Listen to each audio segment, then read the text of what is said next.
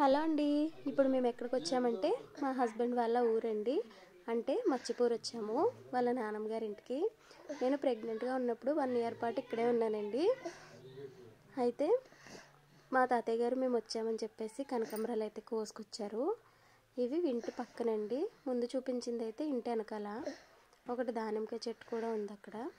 అయితే మొక్కలన్నీ ఎవరేసారో తెలుసా? మా చిన్నమ్మ గారు అబ్బాయి అండి. ప్రతి మొక్క చూసిందల్లా తీసుకొచ్చి పాతాడండి. అదేంటో కానీ వేసిన మొక్క ప్రతిదీ బ్రతికేస్తుంది. కొంతమంది వేసినవి అయితే బ్రతకవు కదండి, కానీ తను ఏం పాతినా సరే చాలా బాగా బతుకుతాయి. ఈ జామ చెట్టు కూడా తను వేసిందేనండి. బోల్డ్ కాయలు అయితే కాసేస్తుందంటే ఇప్పుడు. అయితే కొన్నే ఉన్నాయండి కనకాంబరాలు, ఉన్నమట్టుగా తీసుకొచ్చారు. ఇంకా కొన్నే ఉన్నాయని చెప్పేసి పిన్నిస్కి అయితే గుచ్చేసాను.